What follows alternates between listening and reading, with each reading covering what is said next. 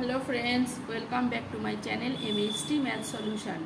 গণিত প্রকাশ নবম শ্রেণী বই থেকে যে অধ্যায়ভিত্তিক ম্যাথ ক্লাসগুলো চলছিল তার চ্যাপ্টার নাম্বার 20 চ্যাপ্টারে এসে আমরা পৌঁছেছি।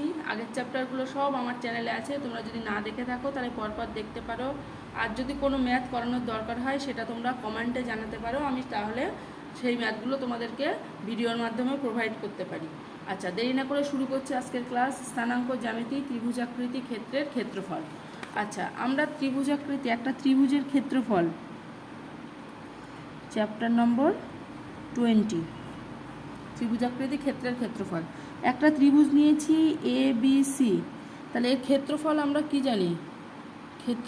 এর ক্ষেত্রফল জানি হাফ ইন্টু ভূমি ইন্টু উচ্চতা। এটা আমরা এতদিন শিখেছি। আচ্ছা, যদি বিন্দু দেওয়া থাকে, তিনটে বিন্দু যদি দেওয়া থাকে, x1 y1, বি যদি x2 y2 এবং সি যদি x3 y3, এই তিনটে বিন্দু যদি দেওয়া থাকে তাহলে ক্ষেত্রফলের একটা ফর্মুলা আমরা পাবো।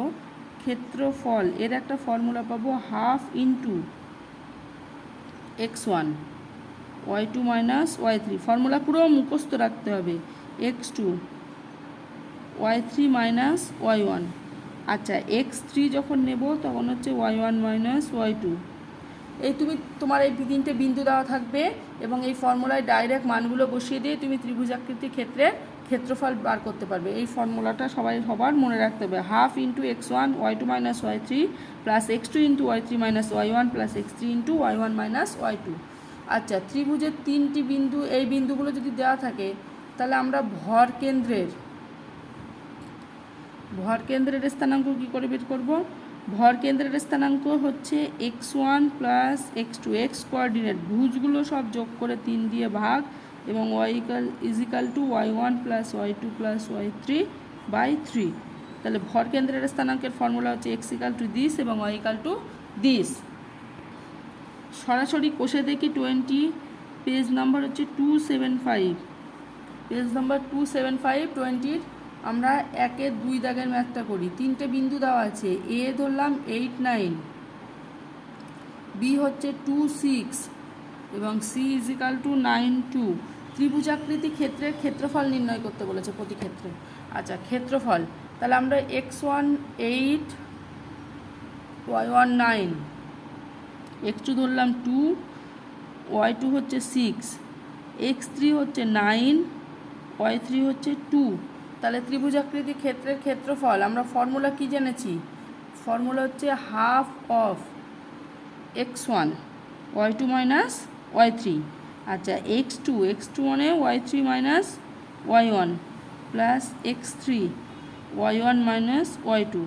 ত্রিভুজাকৃতি ক্ষেত্রের ক্ষেত্রফল ফর্মুলাগুলো বসিয়ে দিই। হাফ অফ x1 মানে 8, y2 মানে হচ্ছে 6 মাইনাস 2 প্লাস x2 2, y3 মানে 2 মাইনাস y1 মানে 9 প্লাস x3 কত আছে 9, y1 জাস্ট মান দেখে দেখে মানগুলো বসাতে হবে। y1 হচ্ছে 9, y2 হচ্ছে 6।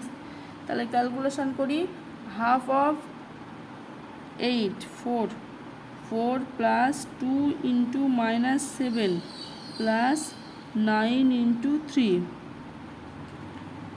Half of 32 40 plus 27। তাহলে এটা কত আসছে? হাফ অফ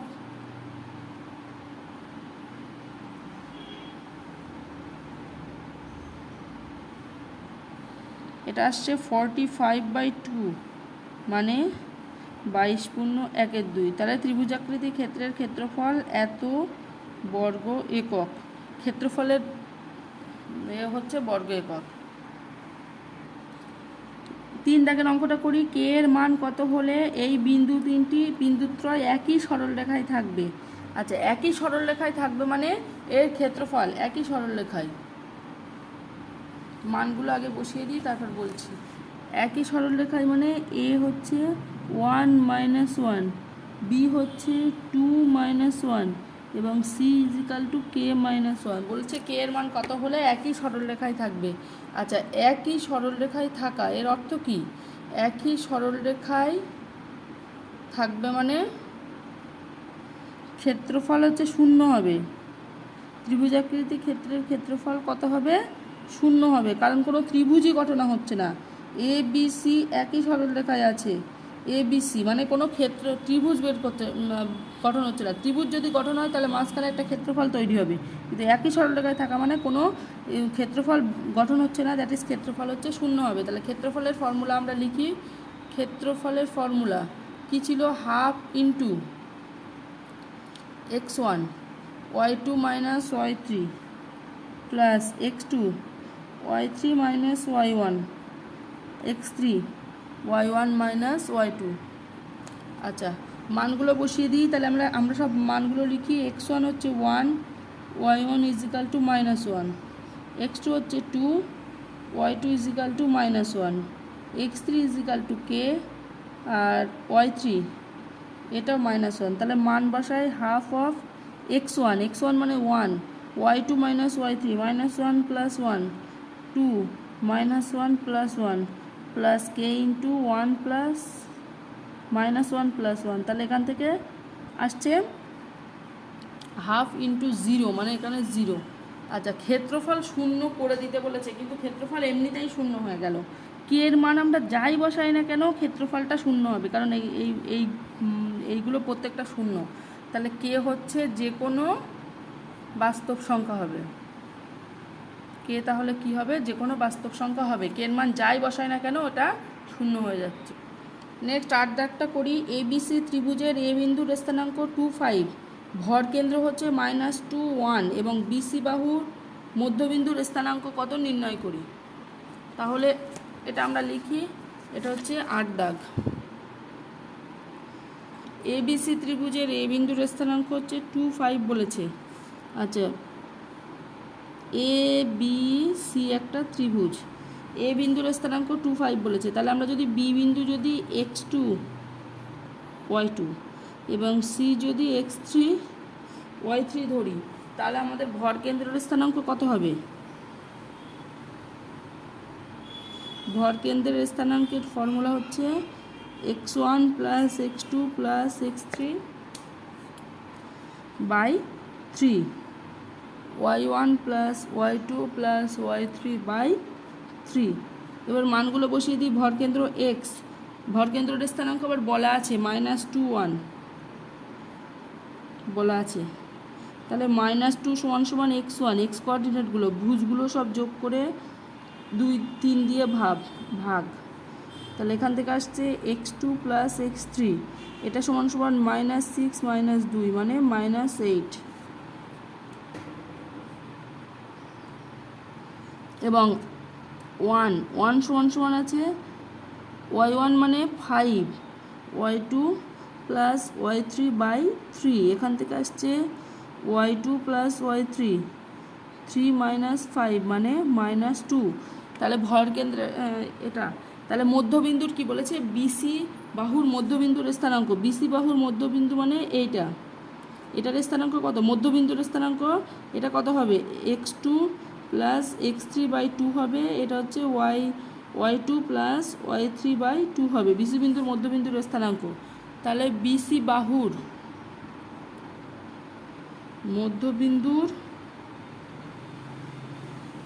স্থানাঙ্ক হচ্ছে x1 x2 plus x3 by 2, মানে এখান থেকে আসছে -8 বাই 2 -4, এবং এখান থেকে y2 plus y3 by 2 -2 by 2 মানে -1।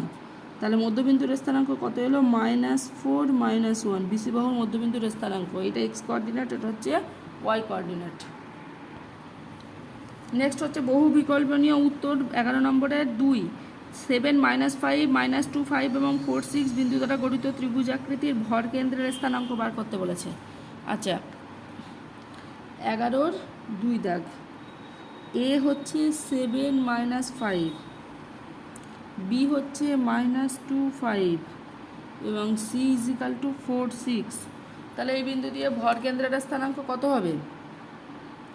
ভর কেন্দ্রের স্থানাঙ্ক মানে x1 plus x2 plus x3 by 3।